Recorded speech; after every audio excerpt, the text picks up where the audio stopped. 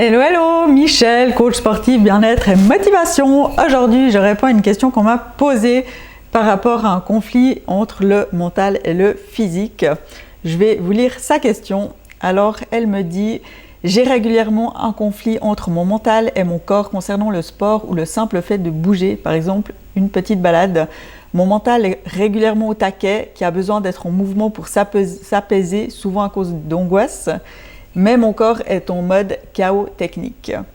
D'un point de vue théorie, je sais que le fait de moins bouger, le corps perd en dynamisme aussi. Est-ce que tu as des conseils pour trouver un équilibre qui va tant au mental qu'au physique pour limiter l'anxiété, mais également bouger en respectant les limites physiques du moment? Il y a des jours où ça va, mais parfois je pousse trop physiquement et je le paye pendant 1 ou 2 jours. Voilà la question et je vais y répondre. Donc déjà pour commencer, en fait je ne suis pas psy, donc je n'ai pas du tout les connaissances des psys et tout ça. Par contre, j'ai quand même des conseils, j'ai quand même des choses à dire, ayant moi-même déjà vécu de l'anxiété, des crises d'angoisse, donc j'ai quand même une expérience de plein d'années, de dizaines d'années. Je m'en suis sortie, donc voilà, je sais plus ou moins ce qui fonctionne et ce qui fonctionne pas, ce qui fonctionne mieux aussi. Et c'est ce que je vais aborder dans ma réponse. Quand j'ai eu mes crises d'angoisse, j'ai vu plein de psys, plein de monde, j'ai vraiment vu plein de personnes différentes. Il n'y a personne qui a réussi à m'aider. Aucun psy n'a réussi à m'aider. Aucun psy n'a pu me donner des outils, n'a pu vraiment m'aider en fait, et même a mis un mot sur de quoi je souffrais. Donc ça a été très compliqué. Chaque fois on voulait me donner des antidépresseurs, des anxiolytiques, mais en fait personne n'a réussi, été compétent pour me donner des outils. Donc voilà, donc ça fait que ça a duré des années et de découragement parce que j'avais l'impression que j'allais jamais m'en sortir, que j'allais finalement que j'étais condamnée à vivre avec ça toute ma vie, mais j'avais toujours un petit espoir que tout d'un coup peut-être qu'il y ait quelque chose qui se passe. Et ça a été le jour où j'ai vu une autre personne qui n'était pas psy mais qui était coach de vie, et c'est à partir de ce moment-là où j'ai pu avoir des outils, où vraiment on m'a donné des choses concrètes qui a pu m'aider à faire des petits pas gentiment dans une bonne direction pour apaiser les angoisses et puis un peu mieux comprendre en fait ce qui se passait. Donc voilà, pour commencer, je vais donner des mots-clés sur les sujets que je vais aborder par la suite, puis après je vais les décortiquer. Donc la première chose que j'ai envie d'évoquer, c'est le bilan sanguin. Deuxième chose, la clarté, la confiance en soi. Troisième chose, augmenter son énergie. Quatrième chose, plaisir. Et la dernière chose, la relaxation. J'ai toutes mes notes sur mon ordinateur parce que je ne suis pas sûre de tout me rappeler de ce que j'ai écrit dans ma réponse, et j'ai envie qu'elle soit la plus complète possible, et c'est pour ça que de temps en temps je vais un peu lire ce que j'écris pour pouvoir me donner des points de repère. Donc la première chose, par rapport au bilan sanguin, est-ce que tu as fait dernièrement un bilan sanguin? Est-ce que dernièrement tu as fait une prise de sang pour avoir des résultats, pour savoir ce qui se passe dans ton corps en ce moment?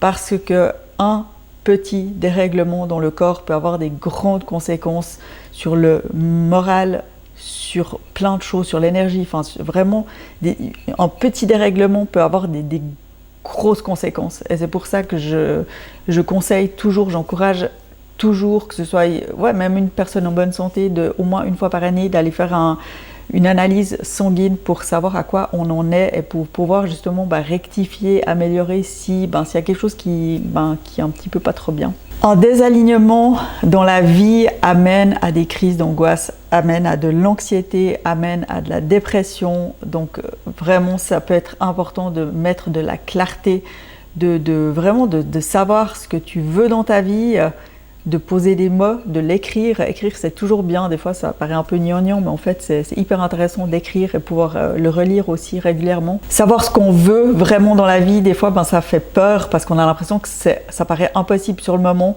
mais ça vaut vraiment la peine de mettre des mots dessus. Parce que de rester dans le brouillard, en fait, c'est assez flippant, c'est pas agréable, on sait pas, on avance à l'aveugle et voilà, mais des fois, il y a des moments dans la vie où on est dans le brouillard, et justement dans ces périodes-là, c'est hyper important de prendre le temps de remettre de la clarté. Si on n'arrive pas à le faire toute seule, en fait, on peut demander de l'aide. Il y a plein de gens qui sont compétentes pour aider justement à remettre de la clarté dans notre cerveau. Ensuite, en parlant d'énergie, un corps fatigué, en manque d'énergie, c'est la porte ouverte fois 1000 pour les crises d'angoisse, pour l'anxiété. Ça, c'est vraiment quelque chose, je pense que tu le connais, vu que tu as l'air déjà d'être habitué, enfin c'est pas vraiment le mot que j'ai envie d'utiliser, mais que tu as déjà l'habitude d'avoir de l'anxiété. Donc je pense que tu as déjà remarqué que plus un corps est fatigué et plus c'est vraiment une porte ouverte pour les angoisses. Donc pour moi, le plus important, voire le plus urgent maintenant pour toi, ça va être de redonner de l'énergie à ton corps, vraiment de lui redonner une belle énergie pour pouvoir prendre du recul, un peu plus de recul, plus de hauteur sur ta situation actuelle et de trouver le moyen ou plusieurs moyens qui vont t'aider justement à redonner une belle énergie à ton corps. Et la confiance en soi, je l'ai abordé aussi, avoir augmenté sa confiance en soi, ça permet aussi d'augmenter indirectement son énergie parce que quand on a confiance en soi, en fait on se sent dans une énergie quand même plus positive que quand on manque de confiance en soi. Donc ça c'est aussi un point que j'ai envie d'aborder, de relever plutôt parce que pour moi il est aussi important. Et il y a aussi tout le dialogue interne qu'on se dit, les pensées qu'on a. Si on croit à toutes nos pensées, en fait, c'est le début de la merde, j'ai envie de dire. Voilà, donc on n'est pas obligé de croire toutes les pensées qui nous passent dans l'esprit. On peut les trier, des pensées négatives qui arrivent, on a le droit de ne pas les prendre en compte. Je sais que c'est pas évident, mais de travailler, d'être attentive à son langage interne, ça fait vraiment aussi une différence, ça peut apporter vraiment du mieux. Redonner de l'énergie à son corps, ça passe pas uniquement par le fait d'aller se balader, de faire du sport, ça passe aussi par prendre des moments de qualité, de choses qui nous font du bien, même si c'est pas quelque chose de sportif, ça peut être simplement de se poser au bord du lac, lire un livre, se poser sur un banc en pleine nature, juste observer, écouter la nature, profiter de ressentir les rayons du soleil ou le vent, ou des choses comme ça, ou même de bricoler, de faire de la cuisine, il y a plein de choses, de voir des gens qui nous font du bien. Toutes ces choses vont faire en fait que ça va nous redonner une bonne énergie, ça va nous faire du bien, pour autant que ce soit des choses que tu aimes. Parce que si tu n'aimes pas faire de la cuisine, franchement fais pas de la cuisine parce que ça va pas te donner une bonne énergie. Mais vraiment de faire des choses que tu aimes, même si c'est pas forcément de la marche, et le plus possible d'être à l'extérieur parce que d'être dehors, ça donne vraiment une autre dynamique. Tout ça va permettre de dynamiser ton corps et de lui faire du bien, et justement tu vas sentir après petit à petit que ça ira mieux. Même si c'est un tout petit peu mieux, c'est toujours bon à prendre. Et sinon, pour ce qui est de la marche, en fait tu peux très bien envisager de marcher moins longtemps que ce que tu fais maintenant, comme ça tu n'auras pas besoin de prendre 1-2 jours pour t'en remettre, et puis d'essayer de voir en fait où sont les limites de ton corps, et puis de pas forcément les franchir. Vraiment quitte à faire un petit peu moins, mais en qualité de marche. Ça veut rien dire ce que je veux dire, ce que je viens de dire, je répète. Vaut mieux marcher un peu moins, quitte à en faire tout d'un coup 2 par jour de sortie, plutôt que de te dire je vais vraiment y aller à fond et de faire une immense marche, et là que tu te fatigues tout ton corps, et qu'après justement tu en as pour un moment à t'en remettre. Donc essaye de voir en fait, de voir où sont tes limites, et de juste pas aller au-delà de tes limites, en tout cas dans un premier temps, parce que tu l'as déjà remarqué que ça te faisait pas du bien. Et sinon, la relaxation c'est quelque chose qui aide beaucoup à apaiser le corps, l'esprit, le mental. La relaxation ou même les méditations guidées, parce que j'ai envie de dire la méditation tout simplement, mais c'est vrai que si on n'a pas l'habitude de méditer, ça paraît un peu compliqué. Donc il y a des méditations guidées qui sont vraiment très bien. Après il faut choisir le son de la voix, parce que des fois moi je choisis une méditation guidée et la voix ne me parle pas du tout, donc ça va pas. Donc vraiment choisir quelque chose qui fait du bien. Et pour en revenir à la relaxation, il y a la cohérence cardiaque, je pense que tu dois connaître, on t'en a sûrement déjà parlé plein de fois. La cohérence cardiaque, de prendre le temps au minimum 3 fois par jour pendant 5 minutes, ça fait déjà la différence. C'est un peu ennuyeux des fois de faire ça, parce qu'on a l'impression que ça sert à rien, mais franchement de le faire plusieurs fois par jour, de vraiment prendre le temps de se concentrer sur la respiration abdominale, donc c'est vraiment le ventre qui se gonfle et pas thoracique où c'est juste le haut qui se gonfle, ça fait la différence. La respiration abdominale, c'est la respiration de la relaxation, contrairement à la respiration thoracique. Donc pour la cohérence cardiaque, tu peux faire inspirer 5 secondes, expirer sur 5 secondes.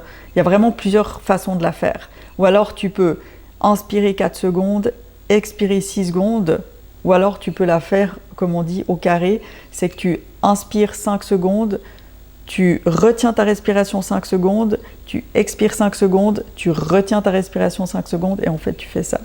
Voilà, comme ça, plusieurs fois.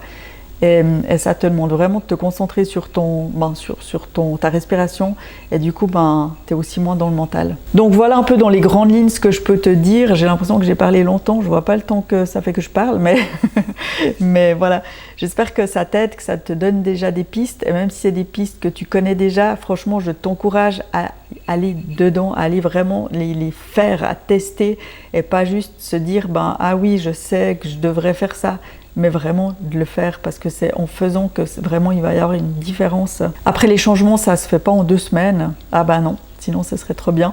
Ça se fait pas en 2 semaines, ça se fait vraiment sur la durée, sur des mois, sur des mois, sur des mois.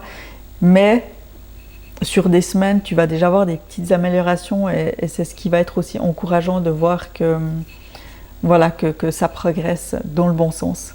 Et vraiment, je t'encourage à avoir des personnes, des thérapeutes qui ont vraiment des outils pour t'aider, qui ont vraiment la capacité de t'aider, et qui ne sont pas que là pour t'écouter parler, mais vraiment qui te donnent des outils. Je ne sais pas combien de temps ça fait maintenant que tu vois, il me semble que tu vois une thérapeute, une psy ou quelqu'un, et franchement si ça fait des années que tu la vois et que tu n'as pas vraiment d'amélioration, mais moi j'ai envie de te dire change, va trouver quelqu'un qui va t'aider. J'ai des noms de personnes qui peuvent aider si jamais, pas moi, parce que je me sentirais pas d'être assez compétente pour toi là dans cette situation, mais j'ai des contacts qui sont ultra performants. Voilà, si jamais. Et si tu as déjà tout ce qu'il faut maintenant, continue comme ça. Mais prends soin de toi, et puis j'espère que ça a pu aider d'autres personnes qui sont peut-être dans une situation similaire. Et merci d'avoir été là jusqu'à la fin de la vidéo, parce que j'ai l'impression que ça fait un moment que je parle. J'espère que c'était quand même intéressant, et que c'était pas trop... que c'était quand même un peu dynamique et sympa à écouter. Voilà, bon, moi je vous dis à bientôt dans une prochaine vidéo.